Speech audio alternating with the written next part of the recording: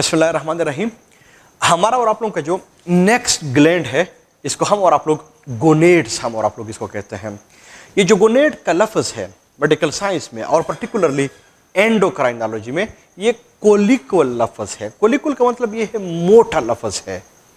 मोटे लफ्ज़ से मेरा मतलब ये है कि हम मुख्तलिफ़ किस्म के अल्फाज के लिए हम इसी एक ही लफ्ज़ को इस्तेमाल कर लेते हैं। जैसे फॉर एग्ज़ाम्पल ये जो गोनेड्स होते हैं इस लफ्ज़ को हम और आप लोग मेल के अंदर भी लगाते हैं, इसी ही गोनेड के लफ्ज़ को हम और आप लोग फीमेल के अंदर भी लगाते हैं, लेकिन फिर बाकायदा तौर पे हम लिखते हैं मेल गोनेड्स और फिर लिखते हैं फीमेल गोनेड्स। लेकिन जो मेल गोनेड्स होते हैं इनको हम और आप लोग टेस्टिस कहते हैं, जो फीमेल के गोनेड्स होते हैं इनको हम और आप लोग ओवरीज कहते हैं। तो ईटा में आप लोगों ने ख़ास तौर पे एहतियात करना होगा। अगर सिर्फ गोनेड का लफ्ज़ है it means testis and ovaries both, और अगर टेस्टिस या ओवरीज का अल्फाज है फिर तो क्लियर कट आप लोगों को पता चल जाता है। लेकिन बस दफ़ा वहाँ पे नाम लिख लेते हैं male gonad it means testis, female gonads it means ovaries. ये जो टेस्टिस होते हैं इनको हम और आप लोग पढ़ेंगे कि जो टेस्टिस होते हैं इनका अगर हम और आप लोग सेक्शन काट दे तो इनके अंदर हमें लोब्यूल्स नजर आते हैं। हम पढ़ेंगे इंशाल्लाह। लोब्यूल का अगर हम और आप लोग सेक्शन काट दे तो इसके अंदर हमें दो चीजें नजर आएंगी। जो पहली चीज हमें नजर आती है इसको हम और आप लोग सेमेनिफेरियस ट्यूब्यूल्स हम और आप लोग इसको कहते हैं। जो दूसरी चीज होती है इनको हम और आप लोग इंटरस्टिशियल सेल्स हम और आप लोग इसको कहते हैं। और इंटरस्टिशियल सेल्स ये उस चैप्टर के अंदर हम और आप लोग इसको पढ़ेंगे। इसको हम लेडिन या लेडिग सेल्स भी हम और आप लोग इसको कहते हैं। ये जो सेमेनिफेरियस ट्यूब्यूल्स है इसका मेन फंक्शन क्या है कि इसके अंदर स्पर्मेटोजेनेसिस होता है। और स्पर्मेटोजेनेसिस का मतलब फॉर्मेशन ऑफ स्पर्म है, और जो स्पर्म है वो तो एक सेल है। इसका मतलब ये हुआ कि जो मेल गोनेड्स होते हैं जिसको हम और आप लोग टेस्टिस कहते हैं इनके अंदर सेल्स बनते हैं, और सेल की स्टडी को हम और आप लोग साइटोलॉजी कहते हैं। इसका मतलब कि टेस्टिस साइटोजेनिक है, साइटोजेनिक है, साइटोलॉजी सेल्स बनाते हैं। लेकिन अगर हम और आप लोग इंटरस्टिशियल सेल्स को देख ले तो इनका सिर्फ और सिर्फ एक ही फंक्शन है। यहां पे एक हार्मोन बनता है और उस हार्मोन को हम और आप लोग टेस्टोस्टेरोन हार्मोन हम और आप लोग इसको कहते हैं। एंड यू नो कि जो हार्मोन होते हैं इनको जो बनाते हैं वो ग्लैंड्स होते हैं। इसका मतलब कि जो टेस्टिस हैं वो ग्लैंड्स भी होते हैं। लेकिन टेस्टिस सेल्स बनने के अलावा, हार्मोन बनने के अलावा ये सेक्सुअल ऑर्गन भी है। तब जाके मैंने इसके बीच में सेक्स का लफ्ज भी लगा दिया है। तो इसका पूरा नाम हो जाएगा साइटोजेनिक सेक्स ग्लैंड्स। इसलिए अगर आप लोग आगे जाएंगे तो बाज़ दफ़ा टेस्टिस के लिए हम जो लफ्ज़ लगाते हैं वो साइटोजेनिक सेक्स ग्लैंड्स का भी होता है। इस चैप्टर में हम और आप लोग जिस चीज़ के बारे में हम और आप लोग पढ़ रहे हैं वो ग्लैंड्स है, वो हार्मोन्स हैं। इसका मतलब कि हम और आप लोग इधर पे टेस्टोस्टेरोन के फंक्शन को हम और आप लोग ज़रूर पढ़ेंगे कि टेस्टोस्टेरोन का फंक्शन क्या होता है। हम और आप लोग स्पर्म वगैरह कैसे बनते हुए, इनका स्ट्रक्चर कैसे होता है, इन चीज़ों से हमारा और आप लोग का फिलहाल कोई कंसर्न नहीं है। इसको हम और आप लोग रिप्रोडक्शन चैप्टर के अंदर हम और आप लोग इनको पढ़ेंगे। दूसरे साइड पे जो गोनेड्स होते हैं शाबाश से, इनमें भी दो किस्म की चीज़ें होती हैं। एक को हम और आप लोग oogenesis कहते हैं। एंड यू नो कि oogenesis हम और आप लोग फॉर्मेशन ऑफ ओम या एग को हम और आप लोग कहते हैं। क्लियर, ये हो जाता है फॉर्मेशन ऑफ ओम या एग। जबकि दूसरा जो काम है इन ओवरीज का वो ये है कि ये हार्मोन नहीं, हार्मोन्स को भी बनाता है। और जो हार्मोन्स बनाते हैं वो दो होते हैं। इनमें से एक को हम और आप लोग एस्ट्रोजन कहते हैं, दूसरे को हम और आप लोग प्रोजेस्टेरोन हम और आप लोग इसको कहते हैं, प्रोजेस्टेरोन हम और आप लोग इसको कहते हैं। तो अगर आप लोग टेस्टिस को देख ले वो एक हार्मोन सीक्रेट कर रहा है, जो ओवरीज होते हैं वो दो हार्मोन सीक्रेट करते हैं। इनमें से एक को हम और आप लोग एस्ट्रोजन, दूसरे को हम और आप लोग प्रोजेस्टेरोन कहते हैं। लेकिन ये बात भी आपके ज़हन में होनी चाहिए कि ये जो चैप्टर है हमारा और आप लोगों का ये ग्लैंड्स के बारे में है, ये हार्मोन्स के बारे में है। तो फिर हम और आप लोग एस्ट्रोजन के बारे में पढ़ेंगे, प्रोजेस्टेरोन के बारे में हम और आप लोग पढ़ेंगे, फॉर्मेशन ऑफ ओम कैसे होता है इनके बारे में हम और आप लोग फिलहाल नहीं पढ़ेंगे। इसका मतलब ये हुआ कि कहीं अगर आप लोग फीमेल गोनेड्स यानी ओवेरिस को भी देख ले तो जो ओवेरिस होते हैं ये ओम को भी बनाते हैं, और जो ओम है एग है वो भी एक सेल है। और सेल की स्टडी को साइटोलॉजी, इसका मतलब कि जो ओवेरिस है ये भी साइटोजेनिक होते हैं। लेकिन इनके अलावा अगर आप लोग इनको देख ले तो ये हार्मोन भी बनाते हैं, और जो हार्मोन्स होते हैं इनको ग्लैंड्स बनाते हैं, तब जाके ये ग्लैंड्स भी हो गए हैं। लेकिन इनके अलावा वही बात होगी, सेक्सुअल ऑर्गन्स भी है, तो बीच में मैंने सेक्स का लफ्ज भी लगा दिया है। इसका मतलब कि जो ओवेरिस होते हैं ये भी साइटोजेनिक सेक्स ग्लैंड्स होते हैं। तो कहीं एमसीक्यूज के अंदर पूछा गया कि मेल गोनेड्स या टेस्टिस कितने हार्मोन को सीक्रेट करता है? 1। कहीं पूछा गया कि जो फीमेल के गोनेड्स हैं जिनको हम और आप लोग ओवेरिस कहते हैं वो कितने हार्मोन को सीक्रेट करता है? 2। लेकिन अगर जनरली पूछा गया कि गोनेड्स टोटल कितने हार्मोन को सीक्रेट करता है, सो 1 + 2 + 3। चूंकि हमारा और आप लोगों का कंसर्न हार्मोन से है तो इनमें हम और आप लोग ये जो एस्ट्रोजन है और जो टेस्टोस्टेरोन है इनके फंक्शन को हम और आप लोग इकट्ठा पढ़ेंगे, यानी इनके फंक्शन को हम और आप लोग इकट्ठा पढ़ेंगे। फिर इसके बाद हम और आप लोग प्रोजेस्टेरोन के फंक्शन को पढ़ेंगे। टेस्टोस्टेरोन और एस्ट्रोजन के मेन फंक्शंस क्या है, मैं इस चैप्टर की बात कर रहा हूं। एस्ट्रोजन के कुछ फंक्शन और चैप्टर के अंदर भी है, उधर पे भी हम और आप लोग इसको पढ़ेंगे। लेकिन इस चैप्टर के लिहाज से जो ह्यूमंस होते हैं इनमें कैरेक्टर्स प्रेजेंट होते हैं। कैरेक्टर हमारे साथ 2 तरह के होते हैं, कुछ बॉडी के कैरेक्टर्स होते हैं, कुछ सेक्सुअल कैरेक्टर्स होते हैं। तो याद रख ले, ये बॉडी के कैरेक्टर्स को नहीं, ये सेक्सुअल कैरेक्टर्स को कंट्रोल करते हैं। पर जो सेक्सुअल कैरेक्टर्स होते हैं ये फिर 2 तरह के होते हैं, प्राइमरी सेक्सुअल कैरेक्टर और सेकेंडरी सेक्सुअल कैरेक्टर। तो इनका जो फंक्शन है वो सेकेंडरी सेक्सुअल कैरेक्टर को कंट्रोल करता है। वो जो सेकेंडरी सेक्सुअल कैरेक्टर्स हैं इनको कंट्रोल करने के लिए मेल्स में टेस्टोस्टेरोन है, फीमेल्स के अंदर एस्ट्रोजन है। इसका मतलब कि टेस्टोस्टेरोन का मेन फंक्शन ह्यूमन मेल्स में सेकेंडरी सेक्सुअल कैरेक्टर को कंट्रोल करना है, जबकि जो एस्ट्रोजन होते हैं इसका मेन फंक्शन फीमेल्स के अंदर सेकेंडरी सेक्सुअल कैरेक्टर को कंट्रोल करना है। बहुत जरा आसान है। अब सेकेंडरी सेक्सुअल कैरेक्टर्स होते क्या है, अगर आप लोग वैसे देख ले तो मेल और फीमेल में प्राइमरी डिफरेंसेस के अलावा कि ये मेल है ये फीमेल है, आप लोगों को फौरन समझ आ जाती है कि मेल है या फीमेल है, वो तो प्राइमरी डिफरेंसेस हैं। लेकिन सेकेंडरी ये होते हैं, जैसे अगर आप लोग नॉर्मली देख ले तो फीमेल के बाल लंबे होते हैं, मेल के बाल छोटे होते हैं, ये सेकेंडरी है। पर जरूरी नहीं है कि किसी अगर मेल है उसके बाल लंबे हैं और आप लोग इसको फीमेल कहना शुरू कर ले, या कोई फीमेल है उसके बाल छोटे हैं, बॉय कट है और आप इसको मेल कहना शुरू कर ले। नहीं, ये सेकेंडरी है।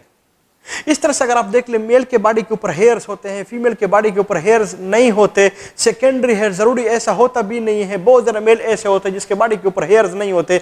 अब इसका ये मतलब नहीं हुआ कि वो फीमेल हो गई। बहुत जरा फीमेल जैसे होते हैं जिनके बॉडी के ऊपर हेयर्स होते हैं, इसका ये मतलब नहीं है कि फिर वो मेल हुआ, सेकेंडरी है। इनके अलावा अगर आप लोग देख रहे, कपड़ों के कलर में फर्क होता है, कपड़ों की ड्रेसिंग में फर्क होता है, सिलेक्शन में फर्क होता है।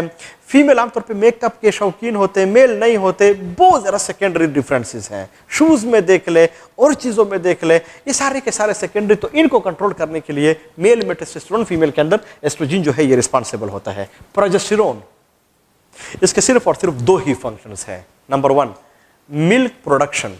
कहीं आप लोग गलती ना कर ले, एक हम और आप लोगों ने इलेक्ट्रोजेनिक हार्मोन भी पढ़ा हुआ था, उसका फंक्शन भी मिल्क प्रोडक्शन था।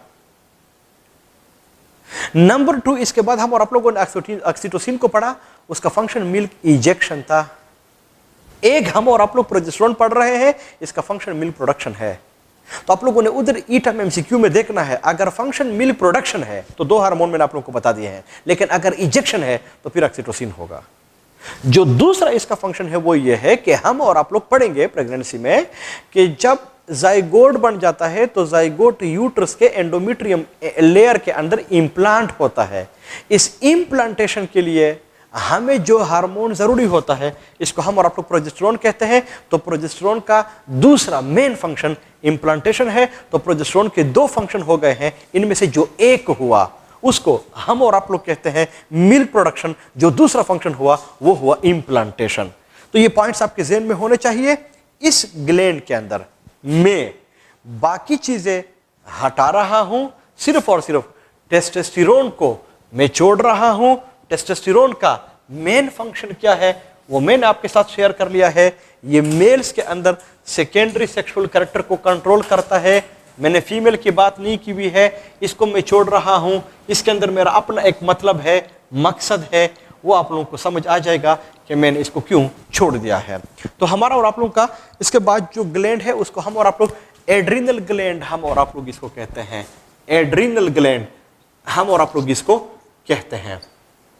ये जो एड्रिनल ग्लैंड्स होते हैं, अंडरस्टूड बात है, इसको हम इसलिए कहते हैं एड्रिनल, किडनी को हम कहते हैं कि ये किडनी के ऊपर प्रेजेंट होते हैं। तो अगर कहीं मैं किडनी को ऐसे बना दूं तो एक किडनी हमारे साथ ऐसे हो गई है, एक किडनी हमारे साथ ऐसे हो गई है, जबकि जो दूसरी किडनी है वो हमारे साथ कुछ ऐसे हो गई है। इसका मतलब ये हुआ कि ये किडनी के ऊपर है, तो फिर मैं लिखवा सकता हूं एबव किडनी। लेकिन जो किडनीज होते हैं ये एक्सक्रीटरी सिस्टम के पार्ट्स हैं। इसका मतलब कि इसकी जो एसोसिएशन है ना वो एक्सक्रीटरी सिस्टम के साथ है, लेकिन किडनी के ऊपर है। लेकिन अगर कहीं मैं इसको किडनी के ऊपर बना दूं तो फिर तो मैं इसको ऐसे बनाऊंगा, एक ग्लैंड ये हुआ और जो दूसरा ग्लैंड है वो फिर इस फॉर्म में ऐसे प्रेजेंट होता है। तो अगर आप लोग इसको देख लिए बिल्कुल ऐसे होता है जिस तरह के हम और आप लोग सर के ऊपर टोपी रख लेते हैं, या आप लोग कहीं छतरी इसको ऐसे रख ले, तो इसलिए हम इसको लिखते भी हैं कि ये केप ऑफ द किडनी होता है। केप ऑफ किडनी यानी ये किडनी के ऊपर बिल्कुल केप की तरह होता है। लेकिन अगर इनमें से एक किडनी को मैं हटाऊं, जैसे फॉर एग्जांपल इस वाले को मैंने हटा दिया है, अगर कहीं मैं इसको हटाऊं फॉर एग्जांपल, तो अगर आप लोग इसके शेप को देख लिए बिल्कुल ऐसे बन जाता है जिस तरह के अम्ब्रेला। तब जाके बुक्स लिखते हैं कि ये अम्ब्रेला शेप होता है, ये अम्ब्रेला शेप्ड होता है, अम्ब्रेला की तरह इसकी लुक होती है। लेकिन कहीं अगर मैं इस ग्लैंड की इस तरह से इसकी लेंथ देख लूं तो वो तकरीबन 5 सेंटीमीटर होता है। लेकिन अगर आप लोग इसकी थिकनेस देख ले, मोटाई देख ले, तो फिर ये 1 सेंटीमीटर होता है। अगर इस एड्रिनल ग्लैंड को मैं ऐसे नहीं, इसको मैं थोड़ा स्ट्रेट कर लूं और कहीं मैं इसको मैग्नीफाई कर लूं, तो अगर आप लोग इसके शेप को भी देख ले, ये भी बिल्कुल किडनी की तरह बन जाता है। तब जाके कुछ बुक्स लिखते भी ऐसे ही हैं कि ये किडनी के ऊपर होता है और किडनी शेप भी होते हैं। और लेकिन जो किडनी था उसका जो शेप था हम और आप लोगों ने पढ़ा हुआ था वो बीन शेप्ड होते हैं। तब जाके आप लोग लिख सकते हैं कि ये बीन शेप्ड होते हैं। लेकिन अगर आप लोग इस एड्रिनल ग्लैंड के ट्रांसफर सेक्शन काट दे, ऐसा आप इसको काटे, तो इसके अंदर आप लोग को फिर 2 लेयर नजर आएंगे। इनमें से जो एक होता है वो कार्टेक्स होता है, जबकि जो दूसरा होता है इनको हम और आप लोग मेडुला हम और आप लोग इसको कहते हैं। इफ यू रिमेंबर, हम और आप लोगों ने किडनी के अंदर ये बात पढ़ी हुई थी कि वहां पे भी कार्टेक्स होता है, वहां पे भी मेडुला होता है, लेकिन इनके अलावा पेल्विस, बीटा पेल्विस, केविटी थी। तो मैंने आप लोगों को ये बात उधर शेयर की हुई थी कि किडनी में कितने लेयर्स होंगे, 2, केविटी कितनी है, 1। लेकिन अगर आप लोग यहां पे भी देख ले, कार्टेक्स भी है, मेडुला भी है, लेकिन इसमें वो केविटी नहीं होती, वो पेल्विस वगैरह नहीं होता, 2 लेयर्स होते हैं। ये जो कार्टेक्स था किडनी में वो 3 था, यहां पे जो कार्टेक्स होता है वो थिक होता है। वहां किडनी में जो मेडुला था वो 3 था, थिक था। यहां पे जो मेडुला होता है ये फिर 3 होता है। वहां पे जो कार्टेक्स था वो डार्क इन कलर था, यहां पे जो कार्टेक्स होता है वो लाइट होता है। वहां पे जो मेडुला था वो लाइट था, यहां पे जो मेडुला होगा वो डार्क होगा। ये 2 बेसिक डिफरेंसेस है किडनी और एड्रिनल ग्लैंड के अंदर, जो कि आप लोगों को पता होना चाहिए। मैं आप लोगों को बार बार आप लोगों को बता रहा हूं कि अगर किसी चीज का साइज बढ़ेगा तो ज्यादा हार्मोन भी सीक्रेट करेगा। तो एड्रिनल कार्टेक्स कितने हार्मोन सीक्रेट करता है? 50। एड्रिनल मेडुला कितने हार्मोन सीक्रेट करता है? 2, क्योंकि इसका साइज छोटा है। तो अगर आप लोग इन दोनों को प्लस कर ले तो 52। इसका मतलब ये हुआ कि एड्रिनल ग्लैंड टोटल कितने हार्मोन सीक्रेट करता है? 52।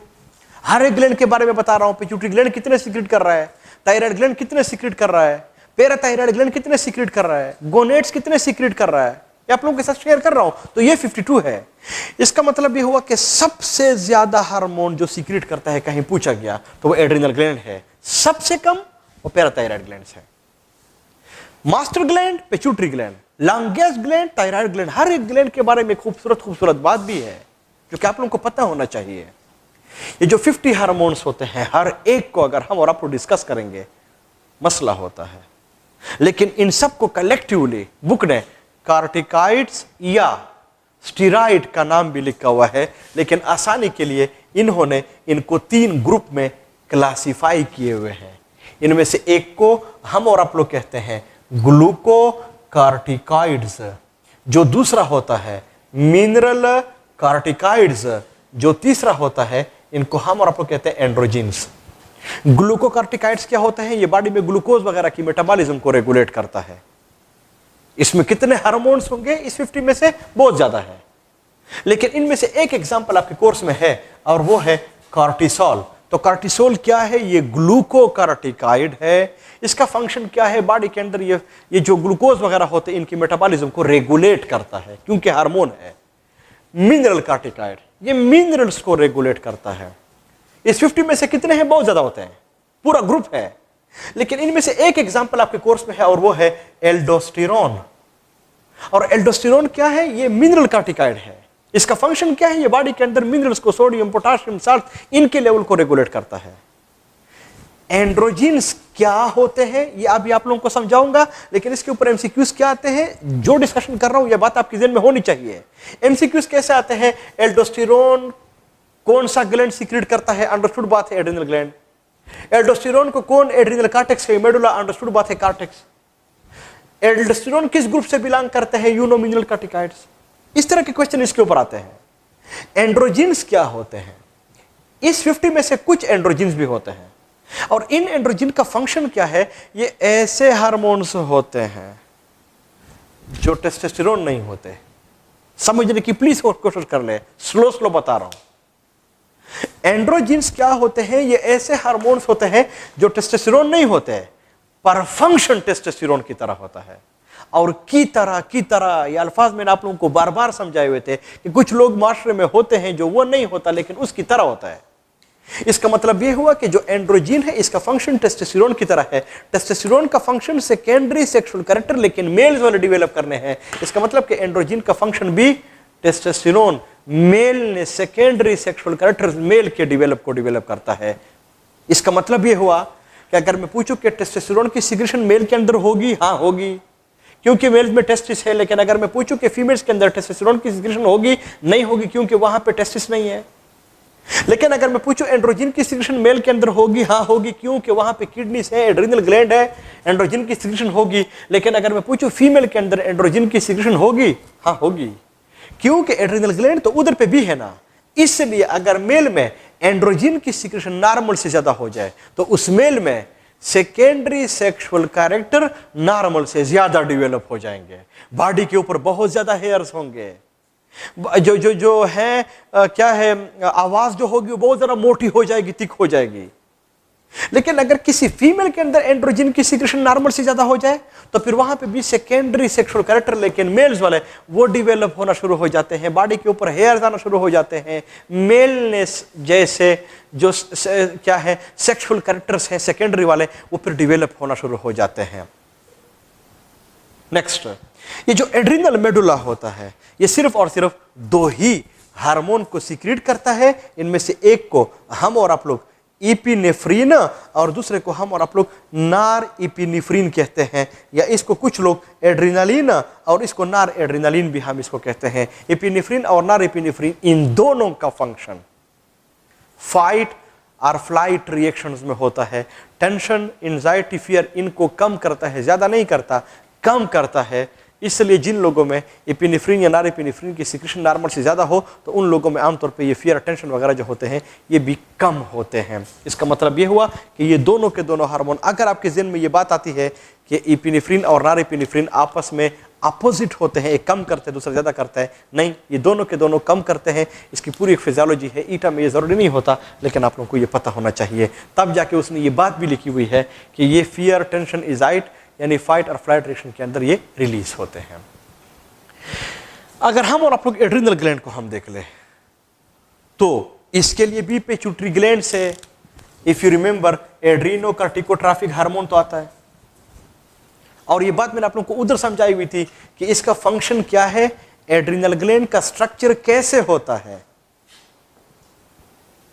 Umbrella shape, bean shaped. इसको कौन कंट्रोल करेगा? ACTH। लेकिन एड्रिनल ग्लैंड के फंक्शन क्या है? तो वो तो 52 हार्मोन्स को सीक्रेट करता है ना।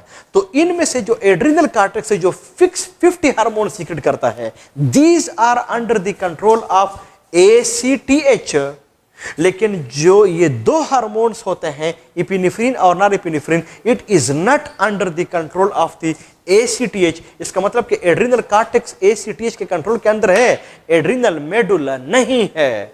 ये बिल्कुल ऐसे ही है जिस तरह के थायराइड ग्लैंड था, उस थायराइड ग्लैंड के अंदर जो T3 T4 थे वो टीएसएच के कंट्रोल के अंदर थे, जबकि जो कैल्सिटोनिन था वो नहीं था। ये पॉइंट भी बड़ा जरूरी है, आप लोगों को पता होना चाहिए। जो बिल्कुल लास्ट ग्लैंड है जिसको हम और आप लोग पेनक्रियास कहते हैं, उसकी भी आप लोगों को समझ आनी चाहिए। जितने इसके अंदर पॉसिबल एमसीक्यूज थे बनेंगे वो मैंने आपके साथ शेयर कर लिए हैं। जो बिल्कुल लास्ट ग्लैंड है उसको हम और आप लोग पेनक्रियास कहते हैं। बहुत ही आसान है, बहुत ही मजेदार है, फौरन आप लोगों को समझ आ जाएगी। ये जो पेनक्रियास होता है, पेनक्रियास ई नहीं है आखिर में, ये जो पेनक्रियास है नो डाउट ये intestine, small intestine, in large intestine वहां पे ये प्रेजेंट होता है। इसका मतलब ये हुआ कि जो इंटेस्टाइन है वो तो पार्ट है डाइजेस्टिव का। इसका मतलब कि इस ग्लैंड की जो एसोसिएशन है वो डाइजेस्टिव सिस्टम के साथ है, लेकिन वहां पे भी इंटेस्टाइन के साथ है। ये वहां पे लीफ शेप में प्रेजेंट होता है और ये इसके साथ अटैच होता है। अगर कहीं मैं इसको बोर्ड के ऊपर बनाऊं, बहुत ही ज़्यादा आसान है। हाँ, बुक में इसकी बड़ी ज़बरदस्त डिस्क्रिप्शन भी है। तो कुछ इस तरह से होता है। फर्स्ट ईयर में आप लोगों ने डाइजेशन के अंदर भी आप लोगों ने इसको पढ़ा होगा। वहाँ पे दो मेन चीज़ें प्रेजेंट होती है। एक वो एसिनस होते हैं, एसिनस जिनमें एसिनार सेल्स होते हैं, एसिनस बना लेते हैं, इलेक्ट्रोलाइट्स को, वाटर वगैरह को प्रोड्यूस करते हैं।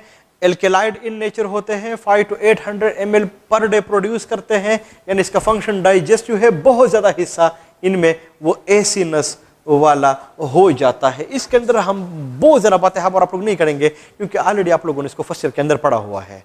पर यू नो कि इसके अंदर सेल्स भी प्रेजेंट होते हैं। वो जो सेल्स होते हैं उनमें से एक को हम और आप लोग अल्फा कहते हैं, दूसरे को हम और आप लोग बीटा कहते हैं। ये अल्फा और बीटा बाद दफ़ा किसी जगह पे मास बना लेते हैं और उस मास को हम और आप लोग आइलेट्स ऑफ लैंगर हांस हम और आप लोग इसको कहते हैं। ये जो अल्फा सेल्स होते हैं ये सिक्रीटरी इन नेचर होते हैं। इस चीज़ को ये सिक्रीट करते हैं उसको हम और आप लोग ग्लूकागान कहते हैं। जो बीटा सेल्स है जिस चीज़ को सिक्रीट करते हैं इसको हम और आप लोग इंसुलिन कहते हैं। यू नो कि ह्यूमन बींग्स के बॉडी के ब्लड के अंदर शुगर का एक नॉर्मल लेवल मौजूद होता है। अगर कहीं नॉर्मल लेवल से शुगर का लेवल ज़्यादा होना शुरू हो जाए तो फिर हम और आप लोग इसको हाइपर और क्या है ग्लूकोज है ग्लाइको हाइपर ग्लाइसीमिया हम और आप लोग इसको कहेंगे, यानी increase level of glucose in blood हो जाता है।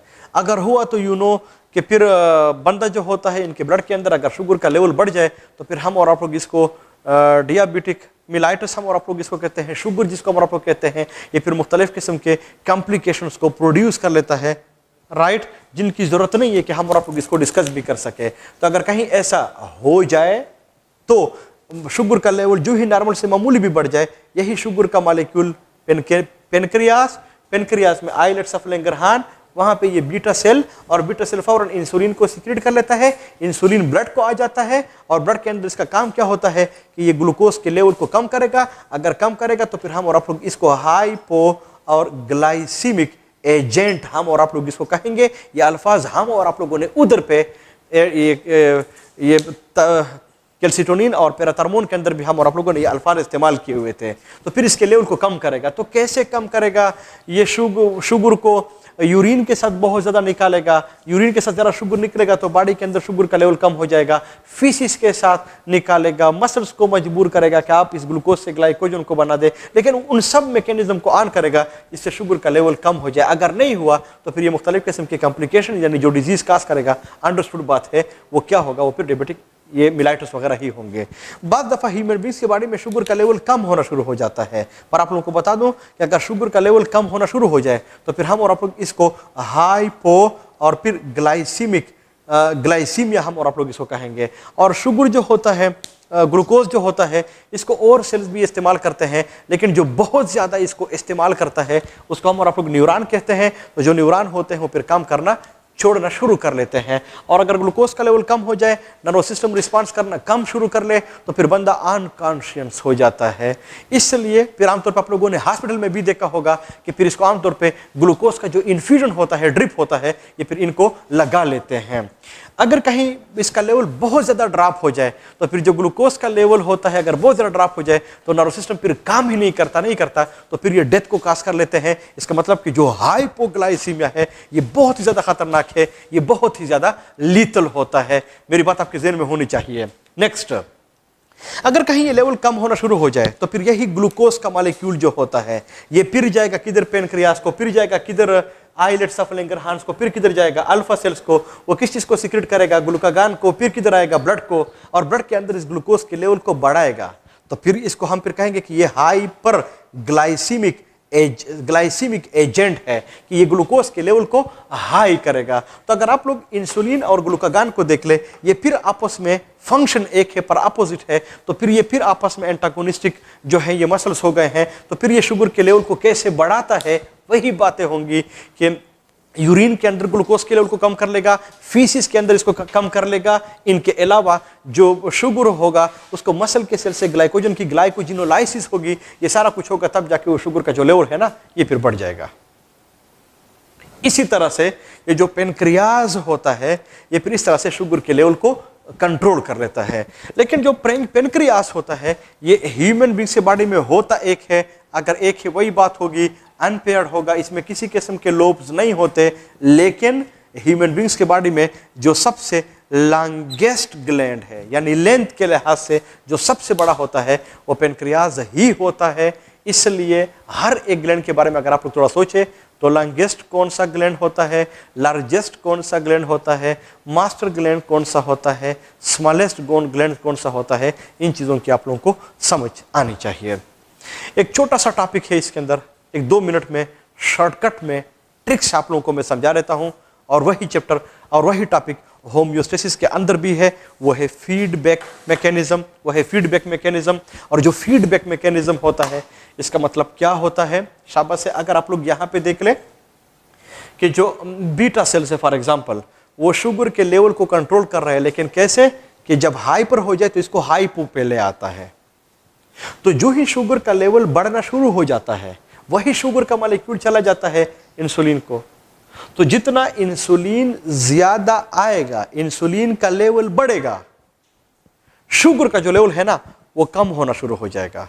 तो याद रख ले, अगर फीडबैक मैकेनिज्म में उधर एमसीक्यू में आप लोगों ने देखना है, अगर एक बढ़ रहा है दूसरा कम हो रहा है, यानी सिस्टम जो है उसको ब्रेक लग रहा है, यानी वो जो हार्मोन्स है वो अपोजिट इन डायरेक्शन है, तो फिर हम इसको कहते हैं कि ये नेगेटिव फीडबैक मैकेनिज्म है, यानी एक बढ़ रहा है दूसरा कम हो रहा है।